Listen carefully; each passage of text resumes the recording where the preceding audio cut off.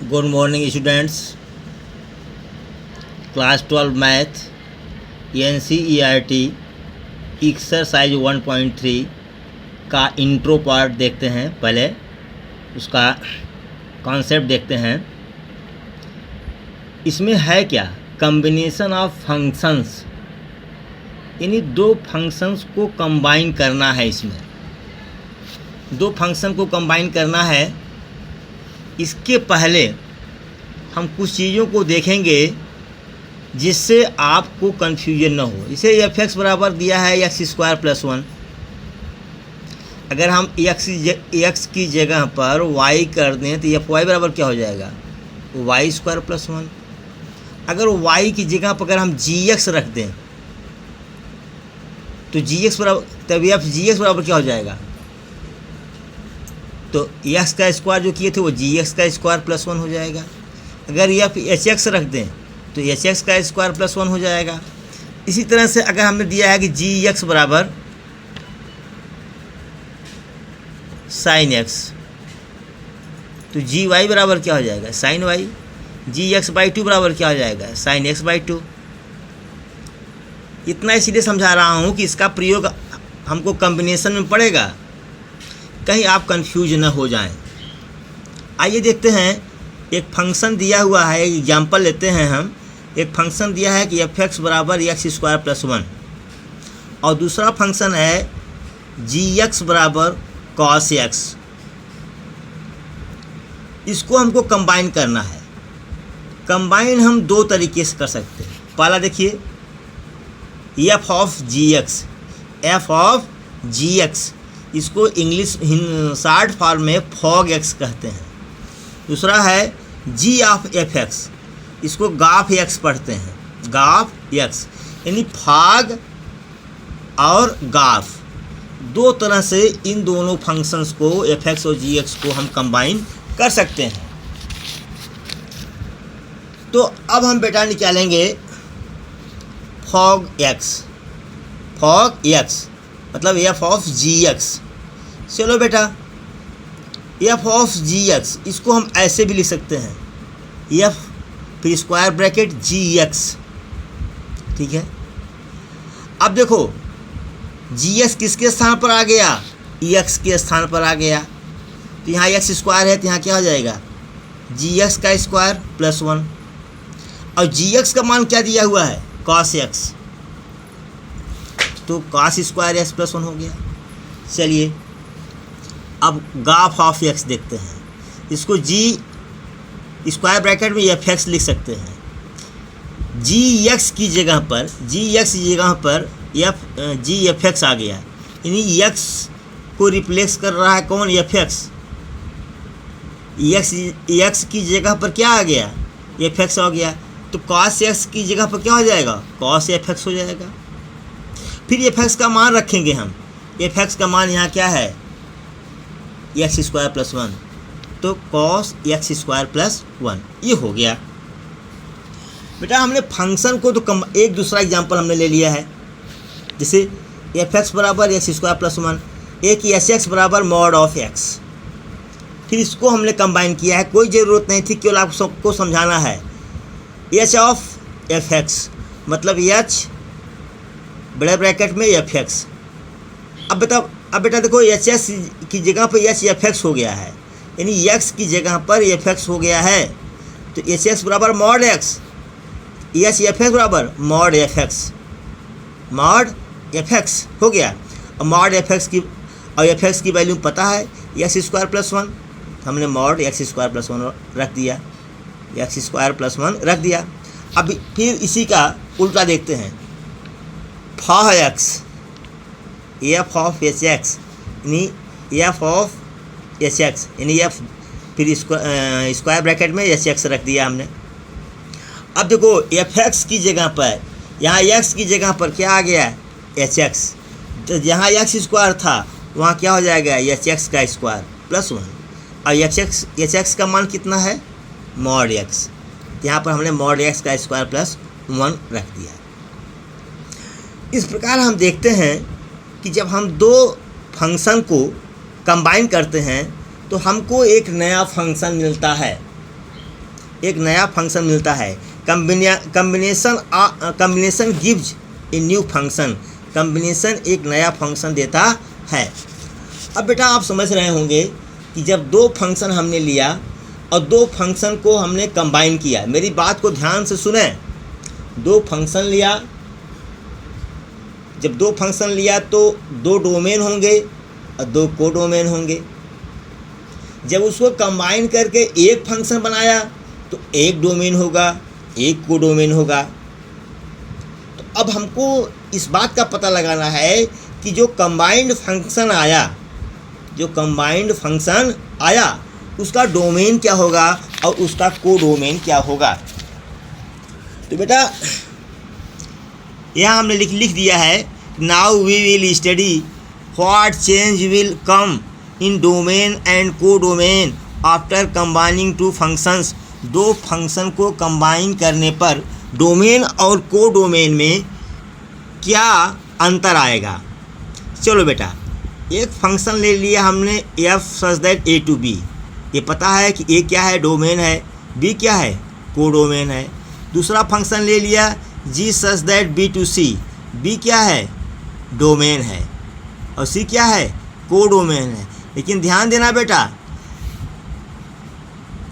Function F का जो codomain है बी, वो फंक्शन जी का डोमेन बन रहा है। फंक्शन एफ का कोडोमेन फंक्शन जी का डोमेन है। ध्यान से देख लीजिए, फंक्शन एफ का कोडोमेन फंक्शन जी का डोमेन है, क्योंकि ये डोमेन ये कोडोमेन है। चलिए आते हैं, ये फंक्शन दिया हुआ है कि एफ एक्स बराबर 2x। चलो भाई, ए ले लिया 1 2 3 4, बी ले लिया 2 4 6 8 ले लिया हमने। तो F1 रखेंगे तो क्या आएगा 2, F2 रखेंगे तो 4, F3 रखेंगे तो 6, F4 रखेंगे तो 8। ये हो गया आपका। ठीक, अब आइए, अब देखिए यहाँ पर, यहाँ F का कोडोमेन क्या है 2 4 6 8, तो G का डोमेन क्या हो जाएगा 2 4 6 8। ठीक, क्लियर है। F का कोडोमेन G का डोमेन है, और ये फंक्शन डिफाइन है gx बराबर x प्लस 5।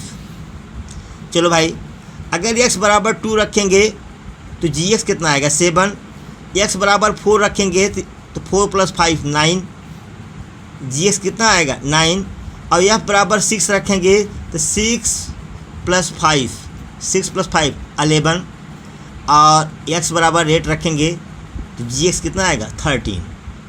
देख लिया आपने दोनों को अलग अलग।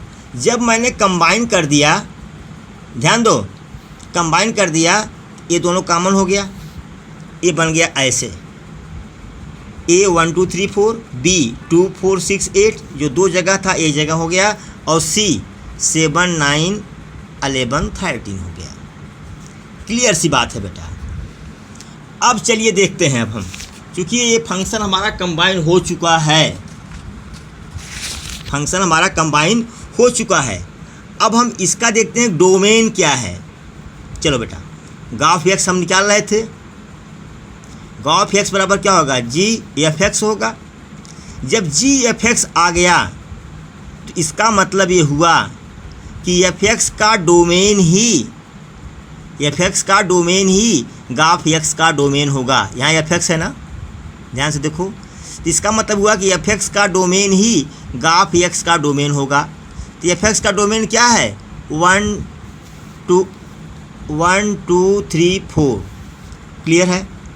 चलो, एफ एक्स जी एफ एक्स हो गया, तो जी एक्स बराबर क्या था, देखिए यहाँ पर एक्स प्लस 5 जी एक्स बराबर। तो अब यहाँ पर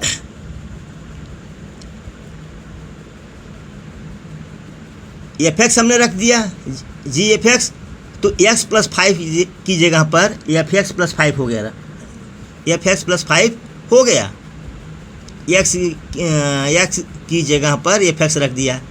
और एफ एक्स का मान कितना है बेटा 2x, एफ एक्स का मान 2x, एफ एक्स बराबर 2x, यहाँ आइए 2x प्लस 5, चलिए एफ बराबर जी एक्स से,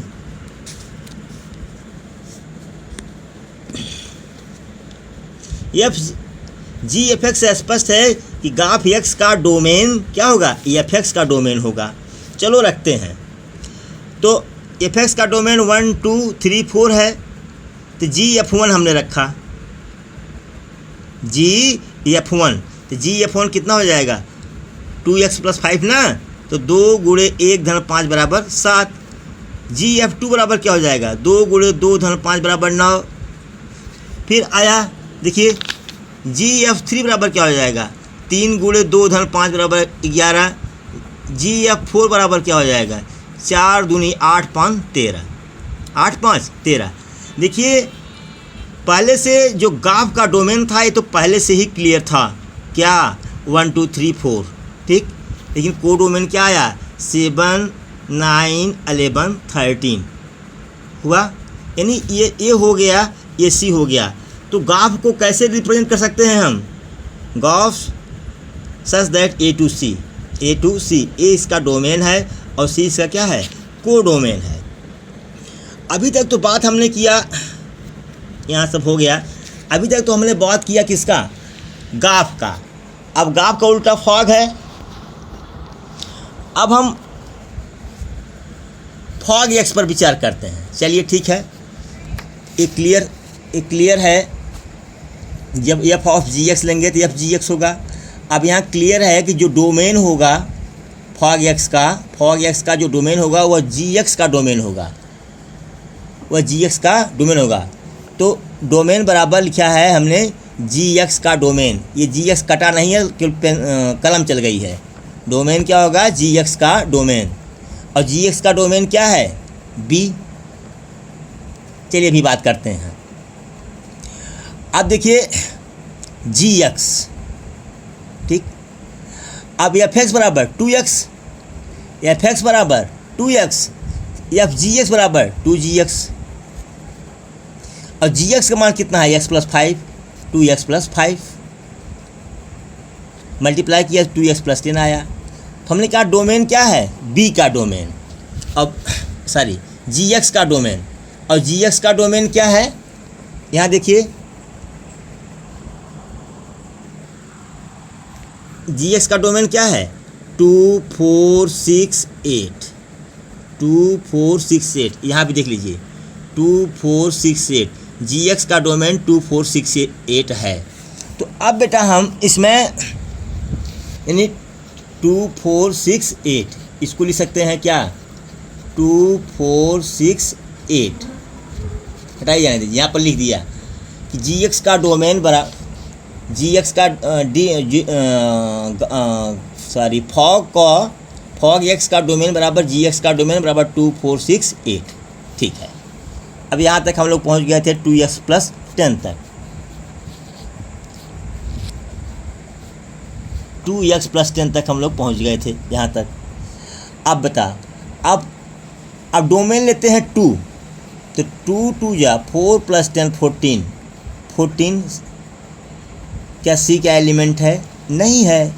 इसी प्रकार से अगर हम ले लें क्या एफ जी 4 ले लें, एफ जी 4 ले लें, क्या आ जाएगा 2 into 4 plus 10 is equal to what 18। A भी does not belongs to C. इसका मतलब क्या हुआ कि ये